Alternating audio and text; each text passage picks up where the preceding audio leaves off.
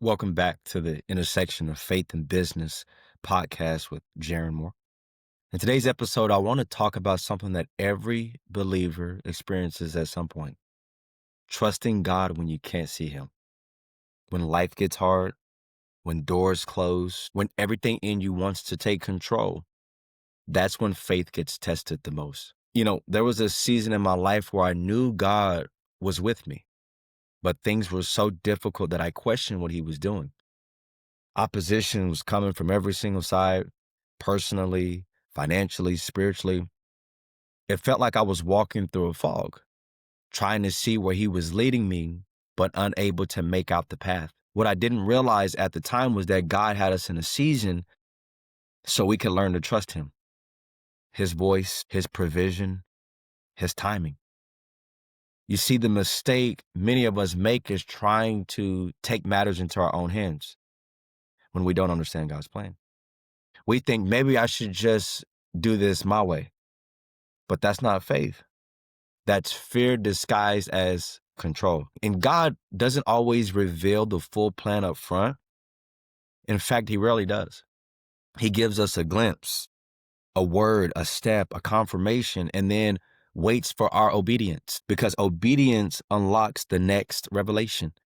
When God asked me to open up a thrift store, it didn't make sense to me. I didn't want to do it. I didn't have the expertise. But God wasn't looking at my expertise. He was looking for my yes. And because I said yes, I've watched Him move in ways that I could never have orchestrated on my own. Has it been easy? No. There have been moments where it felt like everything was falling apart. But I've also seen His faithfulness show up again and again in provision, in growth, in the lessons He's taught me along the way. And now I understand what Paul meant when he said in Philippians chapter 4, verses 11 through 13, that he learned the secret to being content in all situations, whether he had plenty or whether he was in need. That secret is trust. Trusting that God's presence is constant, even when His plan isn't clear. When you look at Abraham in Genesis chapter 12, he didn't know where he was going, but he trusted God enough to leave everything that was familiar to him at that time, even his own family. Joseph didn't understand why he was being betrayed, sold, and in prison, but every step was preparing him for leadership in Egypt. Peter had to step out of the boat before he could experience walking on the water. When you look at these three individuals, each of them faced seasons where they couldn't see the full picture, yet their faith made them available for God's greater purpose. I want to reiterate, not everything is going to be easy. When you look at Joseph, he faced opposition from his own family. That must have been very disheartening. So here's some action steps. Number one, pause before you act. When things feel out of control, take a moment to pray instead of just pushing ahead. I know our culture tells you, you just keep pushing, just keep going. But I believe for us as believers, we need to take those moments to pause and really hear what the Lord is saying to us. Ask the Lord, what are you teaching me right now? And then, number two, obey the last instruction. What did the Lord already tell you? If God gave you a word, a direction, or a promise, stand on it until He gives you the next one. He doesn't change. His word hasn't changed. Just because circumstances around you are changing doesn't mean that His word has lost its power. So whatever He last said to you, hang on to that. Write down what He is saying to you so that you can have that reminder with you. Number three, reflect on His past faithfulness. Remember how He's shown up before. It strengthens your trust for what's ahead.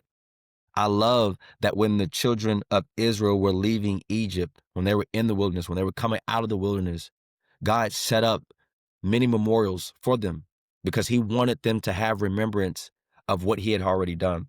That's why the Sabbath is so important. It's rest, number one, but it's also a time for a reminding of how faithful God has been. And we have to reflect on how faithful God has been in our own lives. Only you know what He has done for you. So take the time to just reflect on those moments. Stay in community.